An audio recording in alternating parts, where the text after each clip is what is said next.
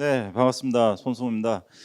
자, 조금 전에 우리가 5분의 연사로부터 5개의 주제에 대해서 발표가 있었고요. 이번 컨퍼런스가 디지털 대전환과에 관련된 내용들을 다루고 있습니다. 작년에 S&P 500 지수 기업들의 자산 비중을 살펴보니까 불과 10년 전인가요? 이제 유형 자산이 무형 자산을 앞지르고 있었는데 지금은 그 역전돼 가지고 무려 무형 자산이 이제 기업의 가치의 90%를 차지할 정도로 바뀌었습니다. 특히 이제 디지털 시대를 맞이해 가지고 이 지식자산의 중요성은 뭐 이제는 정말 중요한 더욱 중요한 시대를 맞이하고 있습니다. 자, 오늘 발표한 내용들이 다 그러한 중요성에 관한 내용들을 다루고 있는데 오늘 좀 심도 있는 토론을 시간을 갖도록 하겠습니다. 먼저 발표하신 분들을 다시 소개를 해드리고 그 다음에 진행하도록 하겠습니다. 먼저 제 왼쪽에 인하대학교 법학전문대학의 대학원의 김원호 교수님이십니다. 네, 그리고 이화여자대학교 박경신 교수님 참석해 주셨고요. 한국지식산연구원의 부연구위원이신 임소진 연구위원님이십니다. 단국대학교 김병남 교수님 참석해 주셨습니다. 자, 진행은 뭐 이렇게 하겠습니다. 제가 공통 질문을 모두에게 다 드리고요. 간단하게 답변해 주시고요. 그다음에 이제 개별적으로 질문을 드리는 그렇게 진행하겠습니다. 자, 오늘 주제가 디지털 대전환인데 지식재산 관점에서 나에겐 디지털 대전환이 이것이다 이렇게 좀 간단하게 좀 정의를 해주시는 그런 시간을 좀 가졌으면 하는데 먼저 김원호 교수님, 나에게 디지털 대전환은 이것이다 어떻습니까? 예, 저는 좀 길게 해야 될 것 같은데요. 네, 예, 저는 그 4차 산업혁명이라는 용어를 이제 쭉 많이 써왔는데 이게 최근에는 디지털 전환 시대라는 개념으로 저는 대처가 됐다 이렇게 봐지고요. IP 관점에서 디지털 전환을 들여다보면 첫 번째 그 데이터 보호와 디지털화되면서 이 데이터가 여기저기서 이제 생산이 촉진이 되다 보니까 그 데이터 보호와 이용 확산이라는 이슈가 IP와 연계성을 가지면서 등장을 하기 시작했다. 그래서 저작권법 내 데이터 마이닝 이슈를 어떻게 할 거냐 하는 것들이 이미 거론이 돼서 입법화된 거라든가 데이터 부정 사용 문제, 데이터 자산의 이제 신지식 재산으로서 위상 설정 문제 이런 것들이 정비가 될 거라 봐지고 두 번째는 이 플랫폼 시대를 촉진시킨 것이 바로 이 디지털 전환의 결과다 이렇게 봐집니다. 그러다 보니까 그 개인 플랫폼과 개인의 지재권 그 침해 이슈가 플랫폼의 간접 책임론 침해 여론으로 이제 연결이 돼서 간접 침해론에 관한 이슈가 부각이 됐고 특히 또 그걸 또 비즈니스를 활성화하다 보니까 면책 책임을 져야 되는데 OSP 면책의 기준과 근거를 뭐 어떤 식으로 둘 건가 이런 것들이 논의를 촉발시켰죠. 세 번째는 디지털 제조 시대를 촉발시킨 것과도 연관이 된다고 봐집니다.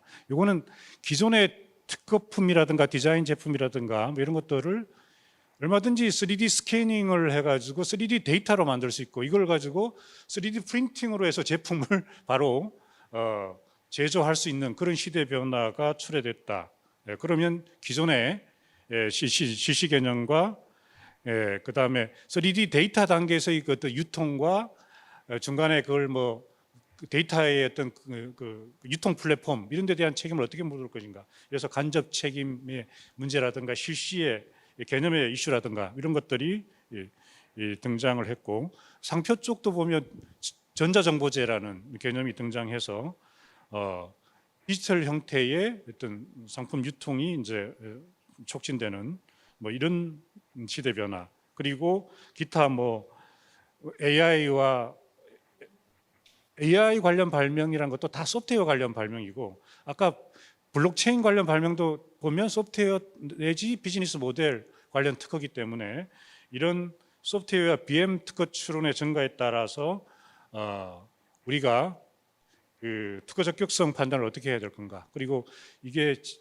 너무 권리 보호를 강화시키게 되면 진입 장벽을 동종업자들의 진입 장벽을 비즈니스 모델을 가지고 막는다는 건 조금 문제가 있거든요. 그래서 침해 판단의 이슈라든가 뭐 이런 것들을 등장시키고 기타 이런 4차 산업 디지털 전환과 관련된 중요 기술들이 오픈 소스 형태로 공개가 되다 보니까 이 오픈 이노베이션, 오픈 소스에 근거한 오픈 이노베이션과 기존의 독점 배타권을 주는 지재권의 보호와의 어떤 그 적절한 경계 설정 문제, 퍼블릭 도메인의 설정 문제 이런 것들이 디지털 전환 시대에는 아주 중요한 이슈가 돼 왔다라고 생각이 됩니다.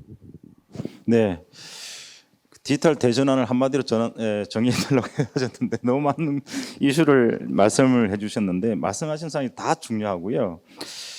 그만큼 우리가 새로운 과제에 좀 직면하고 있다 이렇게 우리가 할 수 있을 것 같습니다. 딱하니 뭐다라고 얘기를 못하고 숱하게 새로운 것들이 계속 등장하고 있는 것 같습니다. 자, 그러면 우리 박경신 교수님께 나에게 디지털 대전환은 이것이다. 네, 부탁드리겠습니다. 저는 구슬이 많아도 깨워야 보배다. 이게 이제 뭐 디지털 기술 사실 이제 발전이 지금 뭐 다양한 산업을 이끌고 있긴 하지만 결국은 제가 뭐 아까 발표 중에도 잠깐 말씀드렸지만 컨텐츠가 또 아이러니하게 더 중요해진 시대인 것 같습니다. 그래서 뭐 사실 사장되었던 컨텐츠들이 이제 디지털 기술을 만나면서 이게 다시 뭐 재조명되는 경우도 있고, 그리고 사실 만약에 동일한 기술 수준이라면 사실 어떤 컨텐츠를 가지고 활용하고 제공하느냐에 따라서 결국은 이제 시장에서의 가치라든지 이제 이런 문제들이 결국 거기서 또 우위가 갈라질 것 같아서 저는 이제 뭐 기술 발전뿐만 아니라 결국은 이제 컨텐츠 자체의 중요성이 어떻게 보면 더 커졌다라고 볼 수 있을 것 같고요. 또 하나 이제 말씀드리면 진입 장벽이 사실 조금 낮아진 것도 저희가 좀 주목해 볼 수 있을 것 같아요.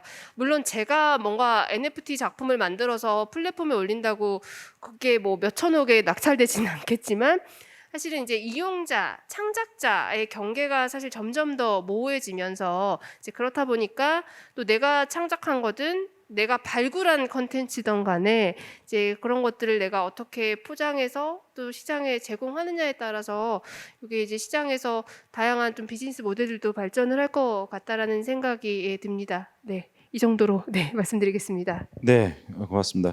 이게 실제로 우리가 뭐 코로나 19가 장기화되면서 이제 사람을 못 만나고 하지만 그러다 보니까 컨텐츠에 대한 특히 이제 실감이 있는 그다음 현실성이 있는 뭐 이런 컨텐츠에 대한 수요가 상당히 많이 늘어난 건 사실인 것 같아요. 그다음에 이제 이용자와 그러다 보니까 이제 이용자가 창작자고 창작자가 다시 이용자가 되는 이런 경계의 모호성에 대한 정확한 또 진단을 또 해주셨습니다. 자, 다음은 우리 임소진 부연구위원님께 좀 부탁드리겠습니다. 네, 정말 어려운 문제인데요. 일단 디지털 전환에서 가장 떠오르는 가장 중요한 키워드는 그 융복합 혁신이라고 저는 생각을 합니다. 그래서 저작권이나 뭐 특허와 같은 IP 권리 간 융합뿐만 아니라 기술 분야 간 융합도 이루어지고 있고, 뭐 기술과 문화, 콘텐츠의 융합도 광범위하게 이루어지고 이제 그런 융합이 이루어지면서 혁신이 일어나는 상황에서 지금 이제 IP 법제도라든가 그런 측면에서 이런 융합형 혁신을 가로막는 그런 규제라든가 이런 거를 좀 면밀히 찾아보고 개혁을 해야 되는 것이 이제 우선적으로 좀 중요하다라고 생각을 하고요. 일단 그 IP라는 것의 근본적인 목적은 배타적 권리의 보호지만 이제는 조금 더 이제 공유라든가 활용 측면으로 무게 중심을 옮겨갈 수 있도록 좀 이제는 이제 근본적인 논의를 해야 될 시기라고 저는 생각합니다. 이상입니다. 네, 고맙습니다. 융합의 시대를 맞이해서 이제 새로운 것이 등장하고 그에 대한 규제의 어떤 기존 규제가 그게 틀에 맞지 않는 이제 요즘 뭐 네거티브 규제 이슈도 많이 등장하고 있는데 거기에 대한 이제 말씀을 해주셨습니다. 김병남 교수님, 네, 부탁드리겠습니다. 예, 제가 생각하는 디지털 대변혁 시대라고 하는 부분은 기존 산업과는 또 다른 어떤 세상을 지금 만드는 것 같고요. 지금 미국 증권 시장에 보면 팡이라고 하는 페이스북, 아마존, 애플, 넷플릭스, 구글이라고 하는 5개 대표 기업, 그다음에 이제 우리에게 자동차 산업에 새로운 변화를 이끌고 있는 테슬라 자동차를 봤을 때 역시 인공지능이나 여러 ICT 또는 데이터를 영위하는 그런 산업들이 세계 시장을 선점하고 있고 막대한 부를 창출하고 있는 걸 여러분들이 보고 계십니다. 지식재산은 바로 상품이나 서비스 등 이런 부분을 보호 창출을 활용하는데 가장 중요한 그런 제가 보기에는 수단이라고 생각합니다. 그래서 IP라 하는 부분은 모든 상품 서비스에 접착제로 붙여서 그 상품의 가치를 한 단계 높여준다고 생각하고 있고요. 그 다음에 디지털이라고 말씀드리는 이런 ICBM, 특히 뭐 인공지능, 뭐 빅데이터 관련된 모든 것들이 기존에 있는 산업과 밀접하게 연관돼서 이제는 농업에서도 인공지능이나 빅데이터를 통한 여러 가지 활용들이 일어나고 혁명이 일어나고 있죠. 그리고 디지털이라는 부분이 좋은 점은 오픈되어 있다는 겁니다. 오픈 이노베이션이 가능한 거죠. 진정한 혁신이 이제는 펼쳐지고 있습니다. 그래서 만약에 이런 혁신이 뒤처진다고 한다 그러면 국제 경쟁 또는 글로벌 밸류 체인이 있어서의 뒤떨어진다는 부분입니다. 그 나라의 경쟁력이 저할 수밖에 없고요. MZ 세대들은 디지털에 너무나 익숙합니다. 그래서 이런 디지털 대변혁 시대에 여러 콘텐츠뿐만 아니라 여러 가지 서비스나 상품을 개발할 수 있는 역량을 집중해야 될 것 같고 이게 우리 청년들의 일자리, 앞으로 우리 산업의 경쟁력을 보다도 강화시킬 것 같고 탄소 중립 원칙이 들어서면서 더더욱 이제는 아시겠지만 에너지 관리라는 부분은 결국에는 모든 게 디지털화해서 관리된다는 의미라는 부분입니다. 그래서 이제는 이 세계 시장에서 살아남기 위해서는 디지털 대변혁 시대에 순응해야 하고 순응함뿐만 아니라 더 선도적인 입장으로 나아갈 때에 그 나라의 영토가 작건 크간에 가상 세계는 영토가 무한하지 않습니까? 메타버스처럼. 그래서 우리 어떤 새로운 크리에이터라고 하는 한국은 정말 디지털 크리에이터라고 하는 부분에 새롭게 나서야 될 것 같고 그게 우리의 미래의 번영을 약속짓는 부분을 하고 우리가 지식재산 5대 강국입니다. 5대 강국인 우리나라가 디지털 대변혁 시대에 정말 대통령 이하 모든 국민이 솔선수범하고 참여한다고 한다 그러면 우리 초등학교 어린 아이들도 발명 활동을 하고 있습니다.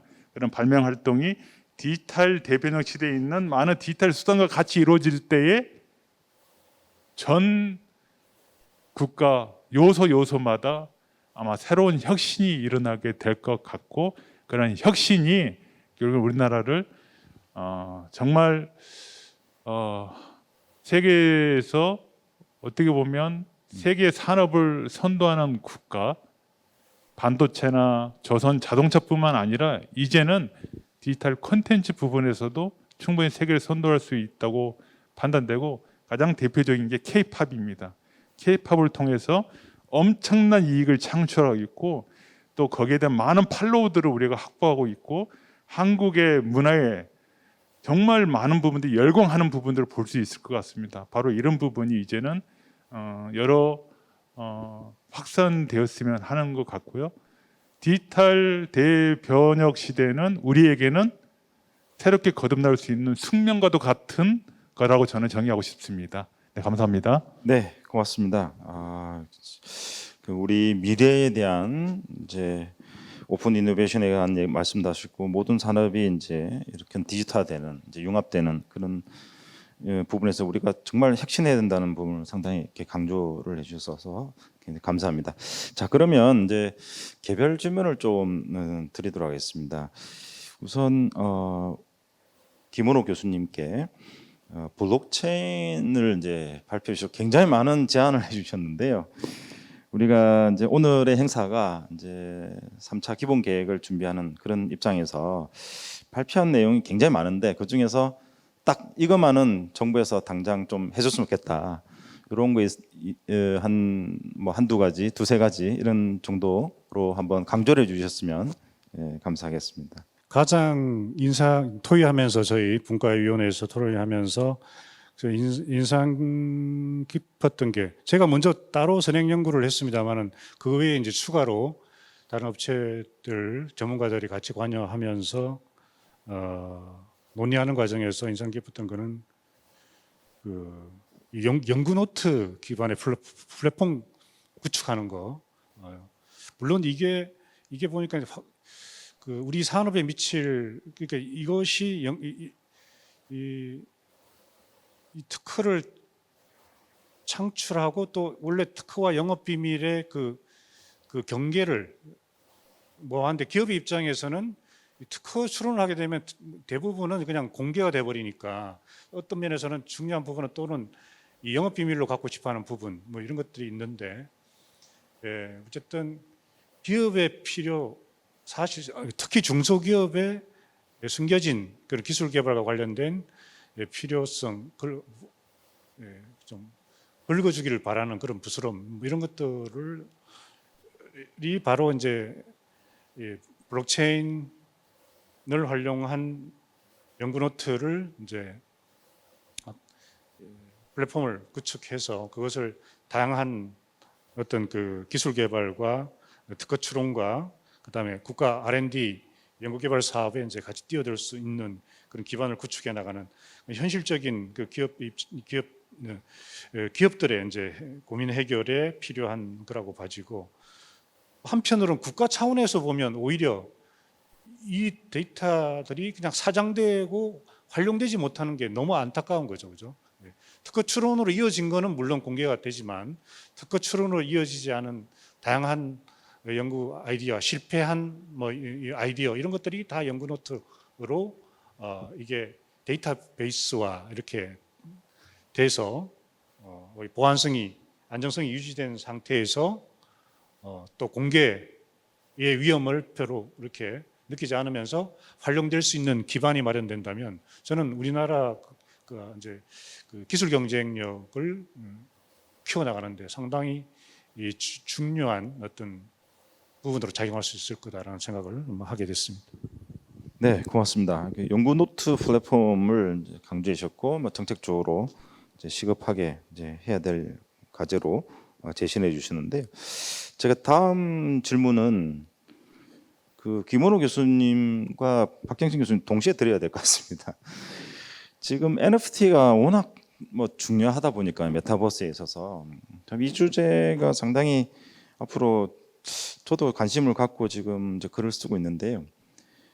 이 NFT를 기반한 게 블록체인 기반이기 때문에 이게 이제 소위 말하는 희소성이라든지 한정 판매도 가능해지고 이제 소유 관계에 대한 추적도 가능해지고 이러다 보니까 전통적인 우리 유체물 중심의 소유권 개념의 변화가 있어야 되지 않느냐 이런 논의가 지금 시작되고 있습니다. 그래서 그러한 측면에서 이런 이제 새로운 소유권 개념, 이제 저작권 개념과의 어떤 구별, 이런 부분에 대해서 어떻게 생각하시는지 이제 두 분께 먼저 박경신 교수님께 먼저 질문 좀 드리고 그다음 김은호 교수님께도 간단하게 의견 좀 여쭙고 싶습니다. 기존에 저희 이제 그 유체물에 대한 소유권, 그다음에 디지털 컨텐츠에 대한 뭔가 소유권에 대한 차이를 중심으로 교수님 말씀을 조금 드리면 될까요? 어떻게? 대표적으로 이제 사실 메타버스, NFT가 가장 뭔가 각광받는 분야가 이제 특히 일반인들이 가장 접근하기 쉬운 분야가 이제 문화예술 콘텐츠다 보니까 조금 예시를 들어서 말씀을 드리면 기존의 미술 작품은 너무 고가해서 사실은 제가 사기 힘들잖아요. 그렇지만 NFT를 활용한 이 디지털 자산은 사실은 제가 n분의 1만 사도 되고 이제 그런 게 가능하기 때문에 뭔가 이 구분 소유에 대한 것들이 훨씬 더 예전에 유체물에 대한 소유권 저희 논의에 있어서보다는 좀 더 심화될 것 같고 이제 이러다 보면 저희 이제 세금 문제라든지 이런 것들도 좀 연관이 될 수밖에 없는 게 가령 이제 저희 유체물에 대한 이제 가령 미술 작품 같은 경우는 6천만 원을 기준으로 양도소득 이제 이 기준인데 그러면 NFT를 통해서 내가 지분을 소유했을 때 이 경우는 그러면 내가 그 똑같은 기준이 적용될 것인지 사실 좀 이런 논의들이 앞으로 더 심화될 것 같아서 사실 기존에 저희가 현실 세계에서는 논의 소유권과 관련해서 특히 유체물에 대한 소유권과 관련해서 논의에 있어서 생각해보지 않았던 이런 쟁점들을 조금 더 저희가 검토가 필요할 것 같은데 사실 이제 이런 것들은 저희 뭐 지식재산위원회라든지 뭐 사실 특정 기관이 뭔가 이게 단독적으로 하실 수는 없을 것 같고 뭐 방금 말씀드린 이제 세금 같은 경우는 뭐 세무당국 간의 협의도 또 필요할 것 같고 그래서 결국은 정부에서 뭔가 부처 간 협력이 사실은 더 필요해질 것 같다라는 또 생각이 듭니다. 네, 감사합니다.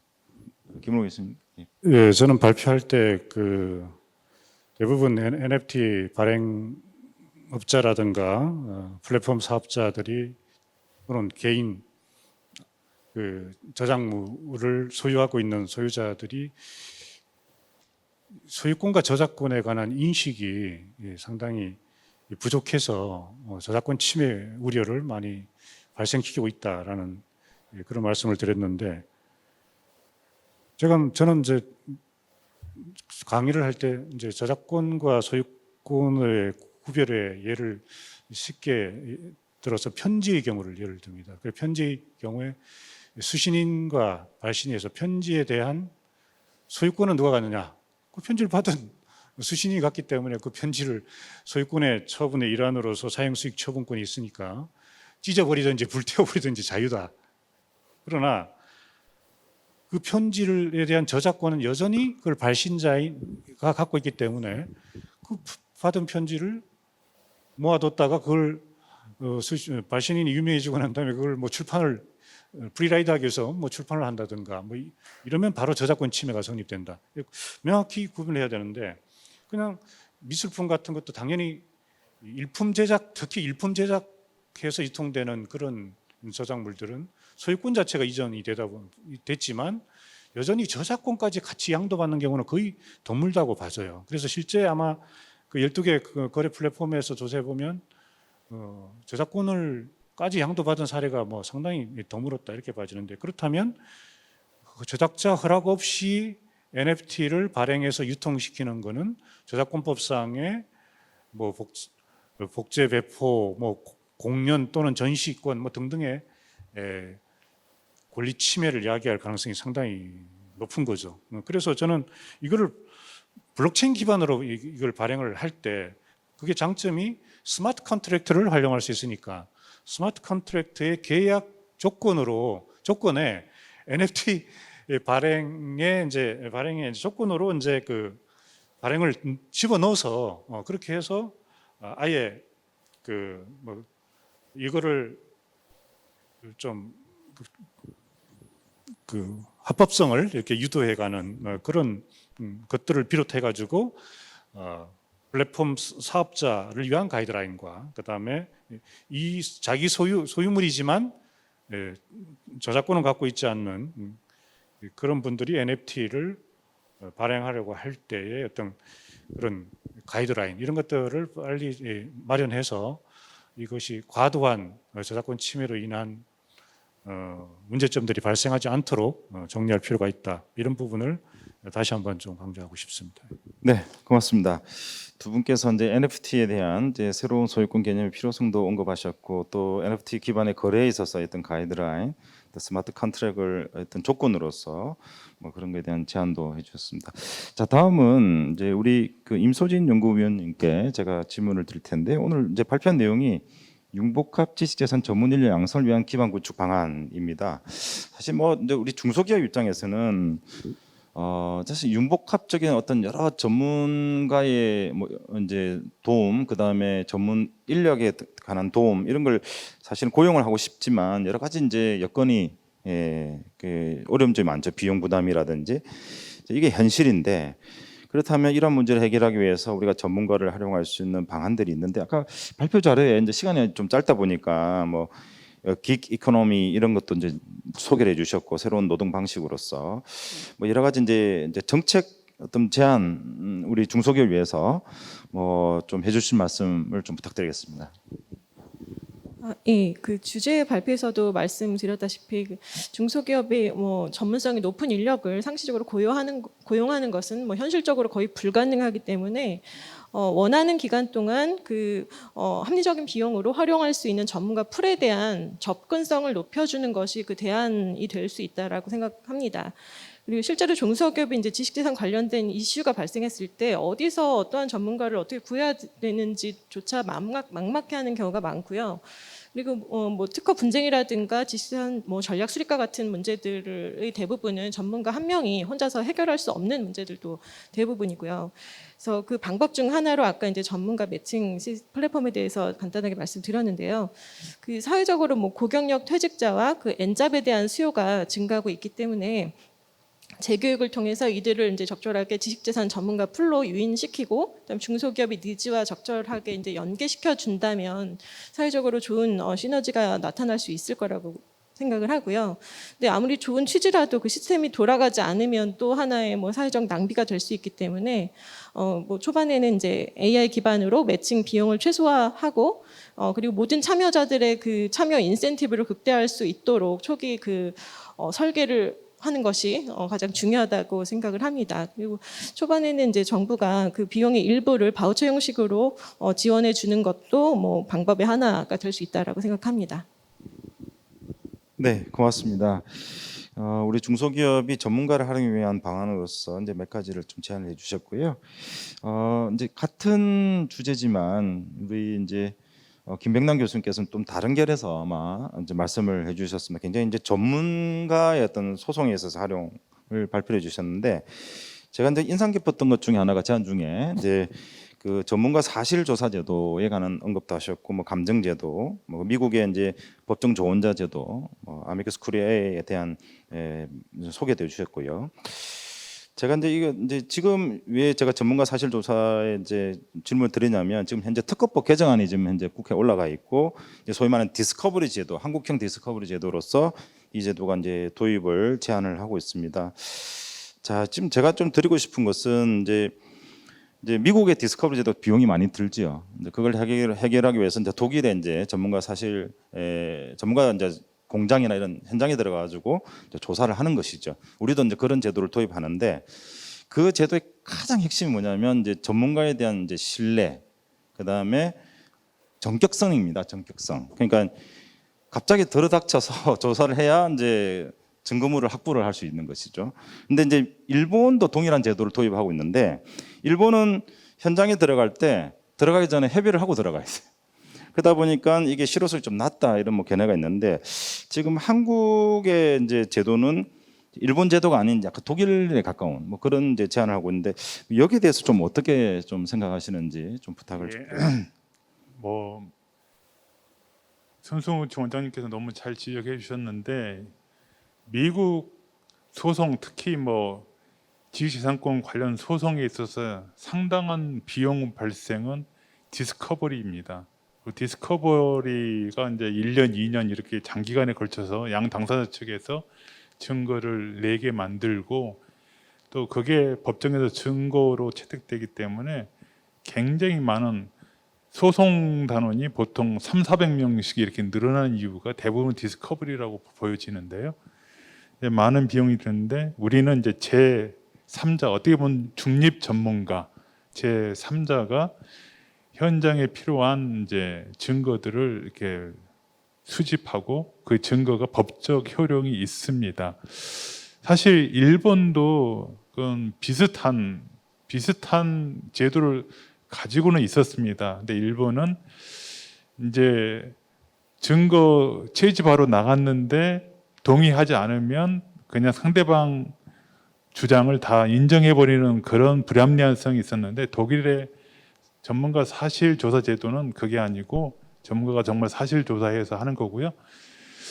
제가 이제 뭐 심판관이 있을 때도 사실은 기술 내용을 확실히 할 수 없을 때 심사관이 이제 해당 업체나 또는 관련 업체의 사실 조회 의견을 이렇게 띄웁니다. 그러면 그쪽에서 그 사실 조회에 대해서 이런 일이 있습니다라고 이렇게 회신을 해주고, 그게 심판에 이제 증거로서 이제 올라가게 되고 그게 심판 결과에 반영되고 심판에 나와 있는 모든 자료는 이제 특허 법원 소송 자료로도 계속 이제 대법원까지도 올라가게 되는 부분이 있는데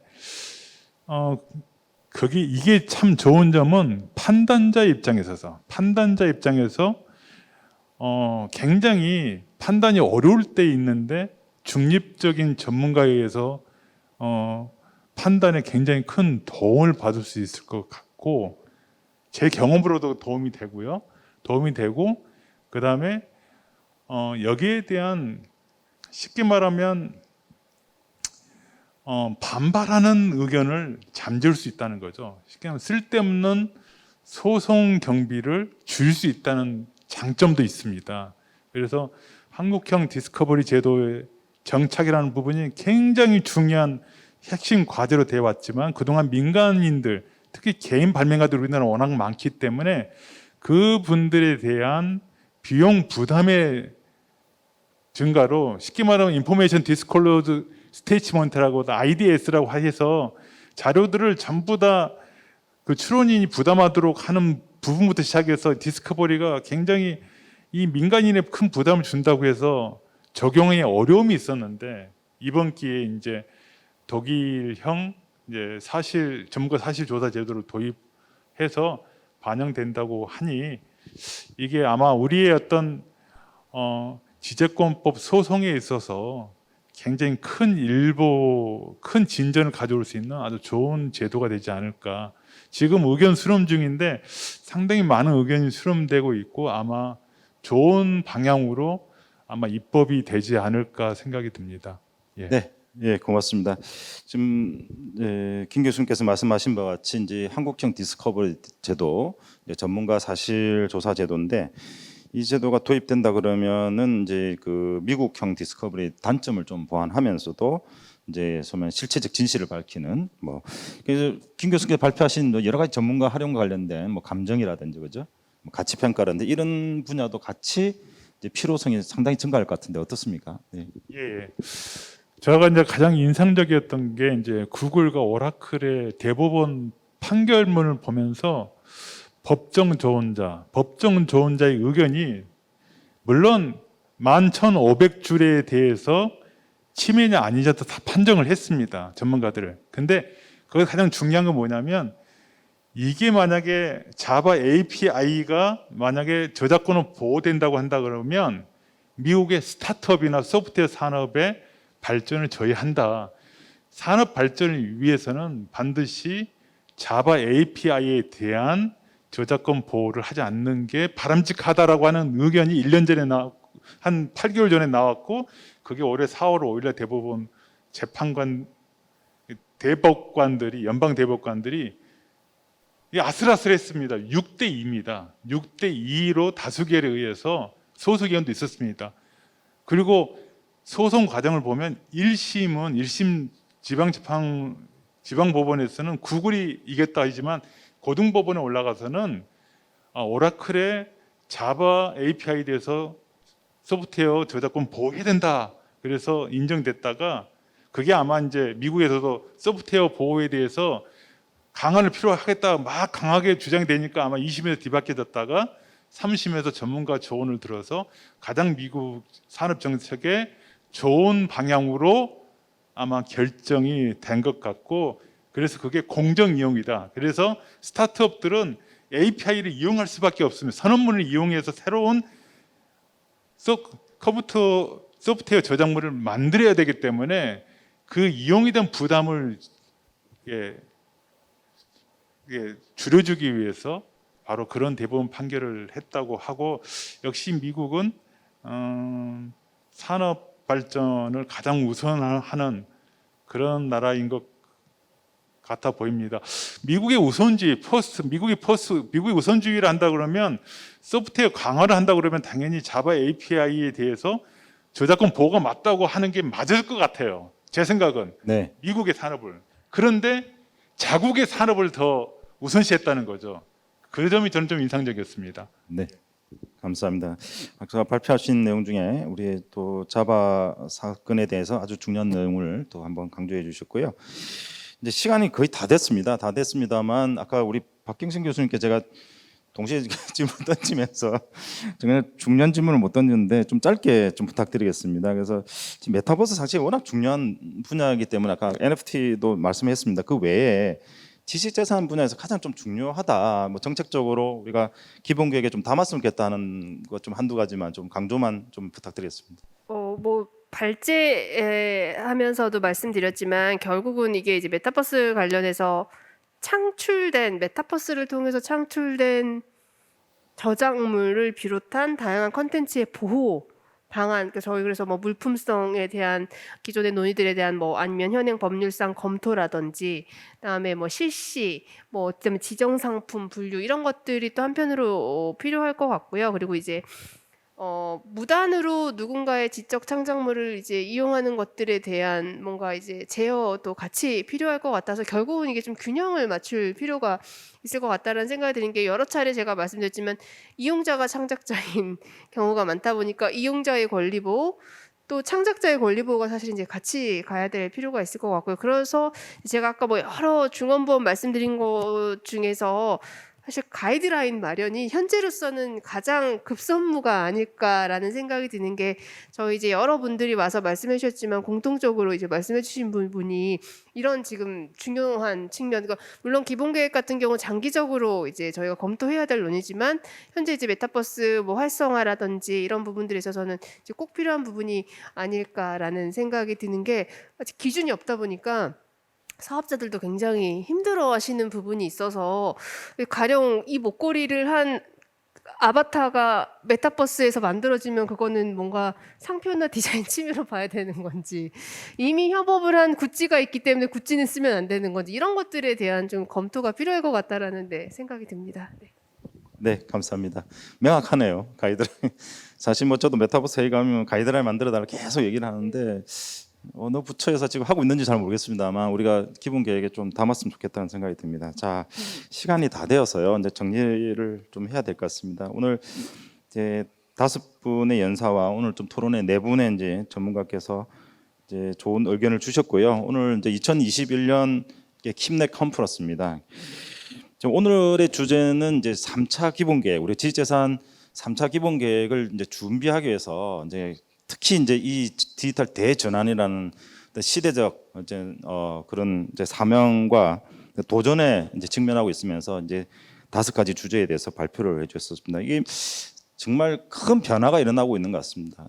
오늘도 좀 뉴스를 보니까 중국이 그간 우리 대한민국의 국가 경쟁력이 뒤처 있는 부분도 많았는데 거의 대부분 다 따라 제쳤다고 한다고 합니다. 그래서 우리가 지금 미래를 준비하는 입장에서 오늘 이 발표한 주제 제안들 이것들을 소중하게 지식재산 기본 3차 기본 계획 안에 다 담았으면 좋겠고요. 그것이 곧 우리의 앞으로 5년간의 우리 미래를 또 이렇게 잘 준비할 수 있는 길이 아닌가 이렇게 싶습니다. 오늘 좋은 발제와 토론해 주신 4분의 전문가께 감사의 말씀을 드리면서 오늘 킴넷 컨퍼런스 마치도록 하겠습니다. 여러분 감사합니다.